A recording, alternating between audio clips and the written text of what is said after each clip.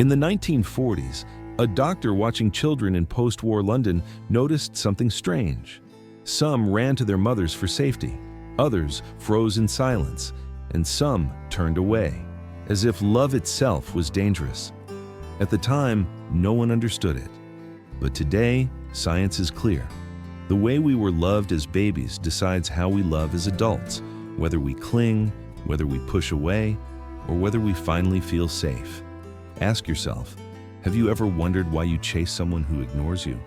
Or why you run the moment someone gets too close? What if the secret code of your relationships was written before you could even speak? Picture it now. 4 doors in front of you. One opens to warmth, one to panic, one to silence, and one to chaos. Which door do you carry inside you? If love in your life feels like fear, distance, or endless tests, you are about to find out why. And in the next few minutes, we will reveal the hidden layer at the top of this system, one that could change how you give and receive love forever. This is the secret psychology of love and fear, and it will leave you questioning every relationship you've ever had. In the 1940s, London was scarred by war. Children were torn from their families, sent to shelters, hospitals, and foster homes. Psychiatrist John Bowlby began to study them. What he saw changed psychology forever. Some children clung desperately to anyone who showed them care. Others withdrew into silence, and some seemed broken, unable to trust at all. Bowlby realized something profound. A caregiver is not just comfort. They are a secure base, a living anchor of safety that lets a child explore the world. Without that base, fear takes over, curiosity shuts down, play disappears. The child's very survival system goes into alarm. And here was the twist. These patterns were not temporary. They were blueprints, codes written into the way the child would later love, trust, and attach as an adult. For Bowlby, love was never just an emotion, it was a form of survival. The bonds we carry decide whether we feel safe stepping into life or spend it searching for safety we never found. But Bowlby had only drawn the outline. The real test was still to come. How could anyone prove these invisible bonds actually shape us for life? The answer would arrive in the 1970s, inside a quiet lab, with a series of experiments that shocked the world. The proof came in the 1970s. Psychologist Mary Ainsworth designed a test she called the strange situation. Infants were brought into a lab, mothers left, then returned. And what happened next revealed the hidden map of human love. 3 clear styles appeared. Some babies cried, then calmed quickly when their mother returned. These were secure. Others clung desperately, unable to settle. These were anxious. And some turned away, avoiding comfort altogether. These were avoidant. It was the blueprint Bowlby had predicted, love written into the nervous system. But the story didn't end there. In 1990, researchers discovered something darker, a 4th pattern, the disorganized style. Babies who reached for love, then froze in terror. Babies whose comfort was fused with fear. Love had become chaos. The very person meant to protect was also the source of alarm, and the results were chilling. Fear was living inside love itself. These invisible patterns explained why relationships often feel like battles between closeness and distance. But the question now was even greater. If children carry these patterns, what happens when they grow up?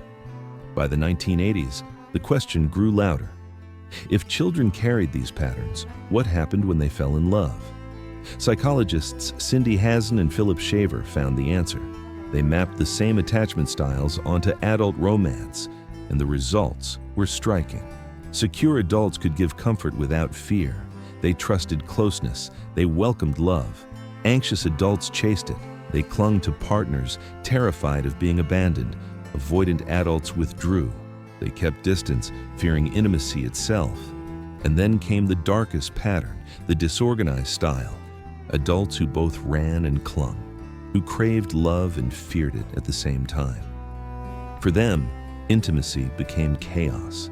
It turned romance into a battlefield of push and pull, and suddenly, relationships no longer looked random. They looked like repeats of childhood. The past had never left. It had simply changed form. The caregiver became the partner, and the same old patterns played out again. But one question still remained. What was happening inside the brain that made these bonds so powerful and so hard to escape? By the 2000s, neuroscience stepped in with a deeper answer. It showed that the circuits for stress and the circuits for soothing are wired together.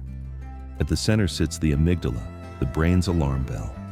When fear rises, it floods the body with cortisol. The heart races, muscles tense, the body prepares for danger. But there is another system, one that can quiet the storm. When safe touch or closeness arrives, the brain releases oxytocin. The heartbeat slows, the alarms drop. Love literally lowers fear. It is not a metaphor, it is biology. And here lies the twist. Without secure bonds, the alarm never fully switches off. Even in romance, the brain keeps whispering danger. An anxious partner feels it as panic when someone pulls away. An avoidant partner feels it as suffocation when someone gets too close. And a disorganized partner feels it as chaos, both panic and suffocation at once. Attachment was never just psychology. It was survival wiring, a code written into the body itself. But this raised a darker question. If the brain is wired this way, does that mean your attachment style is destiny? For decades, attachment seemed like destiny. But by the 2000s, psychologists began to find hope. They discovered that attachment could be rewired. The key was not perfection, it was repair. Through therapies like emotionally focused therapy and mentalization-based therapy, partners could begin to reshape the bonds inside them. They called it earned security. The idea was simple but powerful. Even if childhood left scars, new experiences of trust and love could heal them. A safe partner, a responsive therapist, even a deep friendship could begin to rewrite the old script. The brain's alarm systems could finally calm, and slowly, the body could learn a new truth, that closeness is not danger, but safety. The changes could be small at first, a once anxious partner learning to ask directly instead of testing with silence, a once avoidant partner daring to stay even when intimacy feels heavy, a once disorganized partner learning they can both reach and rest instead of running in circles. Each moment became proof. Change was rare, but it was real. The map could bend, the cycle could shift, but only through safe bonds, because it is in secure connection that the brain finally rewrites its deepest code. Yet this raised a new challenge. If healing requires safety, what happens in a world designed for distance, distraction, and endless noise? How does the modern world make this journey harder than ever? By the 2010s, the rules of attachment faced a new enemy, the digital world. Suddenly, ghosting became the silent bomb for the anxious heart. One day a flood of texts, the next, nothing, and the brain spiraled, chasing, fearing, doubting. For the avoidant, technology fed another trap, endless scrolling, delayed replies. A digital world where distance was easy, and silence became survival. Phones blurred the line between presence and absence. They became attachment figures of their own. Always there, glowing in the palm of your hand.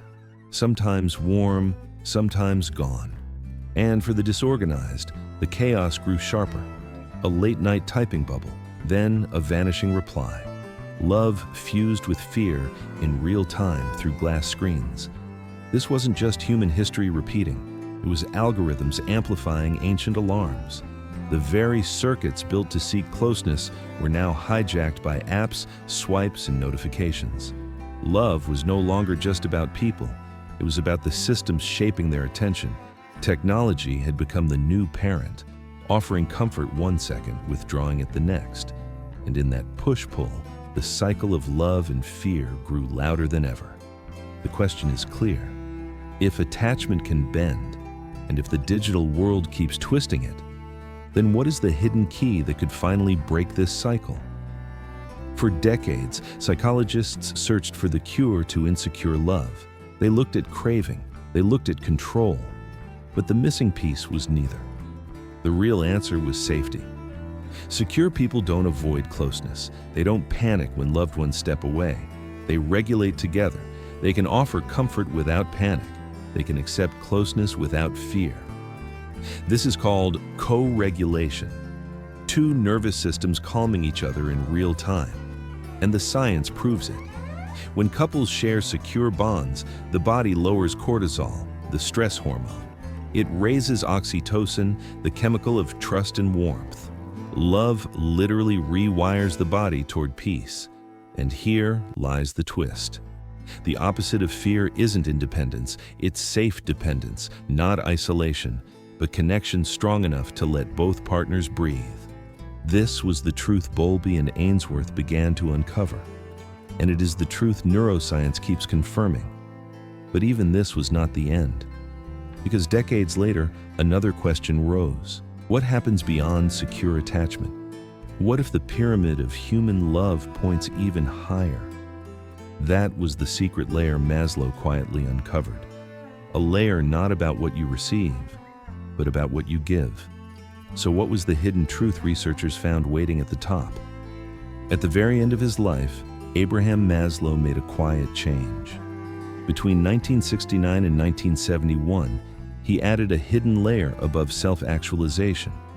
He called it self-transcendence. It was a radical shift. Because Maslow realized love becomes most secure not when it is hoarded, but when it is expanded.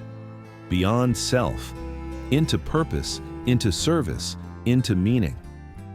Fulfillment, he discovered, isn't found only in being loved. It is found in loving beyond fear, helping, giving, building something larger than the self. This was the twist no one expected. The pyramid was never just about reaching a peak. It was about opening a door into a life where the hunger for love no longer traps you because it flows outward. And in that outward flow, something changes. Fear loosens, anxiety softens, love stops being a battlefield. It becomes a map for freedom. The cycle of wanting doesn't disappear, but it transforms.